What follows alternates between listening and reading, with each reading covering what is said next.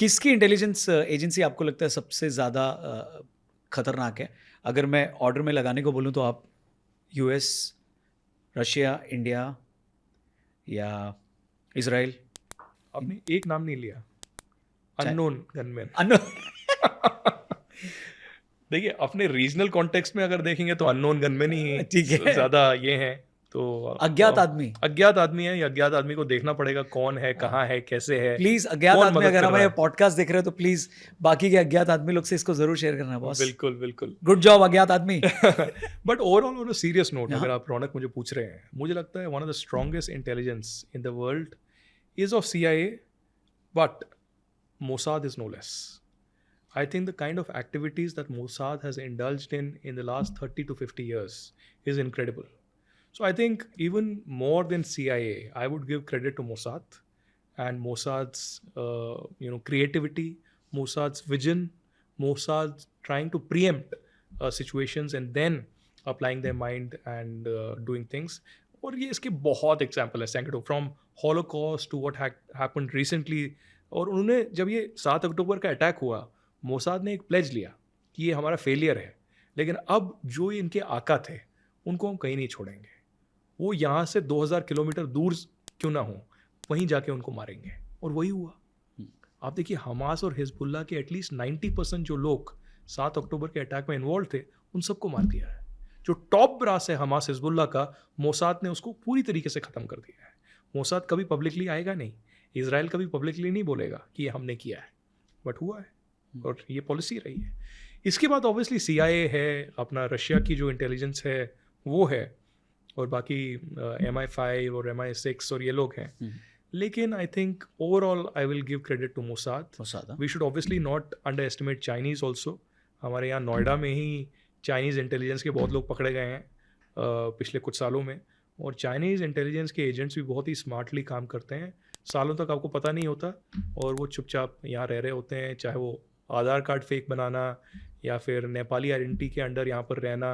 यहाँ तो पर सिटीजन थे यहाँ पे ऐसे थे या कैसे थे वो लोग जो हाँ। नोएडा में पकड़े गए? आपको 2 एग्जाम्पल देता हूँ मैं। नोएडा में आज से 1 साल या 2 साल पहले की बात है, ग्रेटर नोएडा में एक क्लब था, वहाँ पर एक अनकवर किया गया और चाइनीज़ नेशनल को पकड़ा गया। वो फेक आधार कार्ड और नेपालीज़ पासपोर्ट भी था, इंडियन पासपोर्ट भी था, उसमें रह रहा था। और वो बेसिकली क्लब का जो टॉप फ्लोर था, वहाँ पर सर्विलेंस इक्विपमेंट मिला, जिसके तहत वो स्पाइंग पूरा एस्पियोनाज कर रहा था।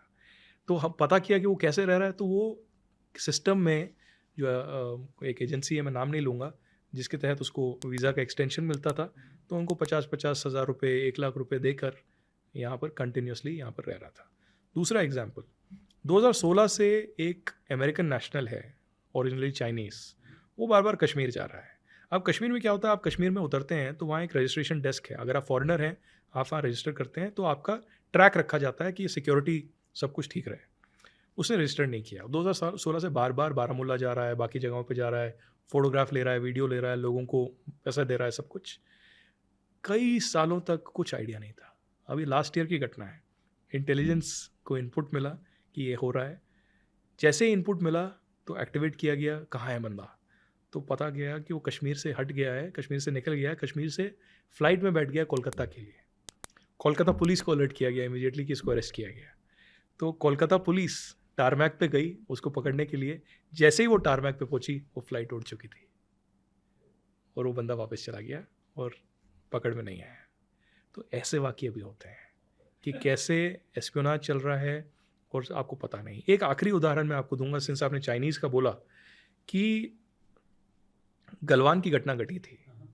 एक्चुअली इससे पहले तो 370 हुआ था। 370 के बाद कोई एक फॉरेन जर्नलिस्ट मेरे को बार बार कांटेक्ट कर रहा था व्हाट्सएप में, बट इंटरनेट मेरे को कश्मीर में मिल नहीं रहा था ज़्यादा, तो मैं उससे बात नहीं कर पाया।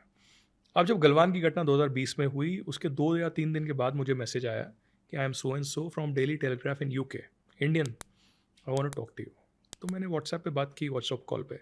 तो उसने नॉर्मल मुझसे पूछा कि क्या चल रहा है गलवान में, क्या हो रहा है, कौन सी रीइंफोर्समेंट्स भेजी जा रही हैं वहाँ पर, क्या कैसे हो रहा है। तो मैंने बोला यार ज़्यादा तो पता नहीं, जो पब्लिक नॉलेज है अभी वही सब है, और आपको मोदी सरकार पता ही है, ज़्यादा कुछ बताते नहीं है, अपने हिसाब से काम करते हैं। बोला नहीं आपको पता चले तो मुझसे शेयर करना, मैं ऐसे डेली हम मिले भी हैं, आपको याद नहीं है, ऐसे ऐसे। मैं अच्छा ठीक है। बट मुझे कुछ शक हुआ कि मैंने ये कौन बंदा है, क्या है? मैंने गूगल पे सर्च किया, इसका नाम डेली टेलीग्राफ कहीं नहीं मिला। फिर मैंने डेली टेलीग्राफ के जो साउथ एशिया ब्यूरो चीफ है उसको पूछा कि ऐसा कोई बंदा है? बोला इस नाम का कोई बंदा नहीं है। फिर मैंने इमीडिएटली 2 भारत की जो इंटेलिजेंस एजेंसीज़ हैं, उनको मैसेज किया और बोला ऐसे हुआ है। तो उन्होंने मुझे बोला अगली बार जब कॉल करेगा उसका ऑडियो रिकॉर्ड कर लेना। बोला ठीक है। तो अगले दिन इसने मुझे कॉल किया और बोला कि ऐसे ऐसे बात करने लगा। तो मैंने बोला नहीं यार, कुछ पता ही नहीं है, तो मैंने तो कोशिश की है, मोदी सरकार वाले बता ही नहीं रहे कुछ। फिर मैंने पूरा ये रिकॉर्ड किया। उसने 1-2 जर्नलिस्ट के नंबर भी मांगे मुझसे। फिर मैंने 2 एजेंसीज़ को दिया। शाम तक मुझे बताया गया कि ये नंबर कराची से ऑपरेट हो रहा है, ये इंडिया का नंबर है। पाकिस्तान की हाई कमीशन के एक बंदे ने 3 साल पहले ख़रीदा था चांदनी चौक या किसी इलाके से, और इस पे कॉलिंग फैसिलिटी तो बंद हो गई है, व्हाट्सएप चल रहा है, और कराची से आईएसआई वाला बंदा है, ये कर रहा है। और ये बहुत सारे केसेस आए हैं। ये नॉर्मली तो आर्मी वालों को फ़ोन करता है, लेकिन तुम पहले जर्नलिस्ट हो जिसको फ़ोन किया, और मेरे बाद भी इसने कुछ जर्नलिस्ट को ऐसे कॉल किया। तो आईएसआई का ऑपरेटिव ब्रिटिश जर्नलिस्ट बन के ब्रिटिश अखबार में काम कर रहा है, और ये इन्फॉर्मेशन ले रहा था कि इंडिया आर्मी कौन सी रेनफोर्समेंट्स भेज रही है, कब भेज रही है, कब होगा, कैसे होगा। तो ऐसा भी खेल होता है।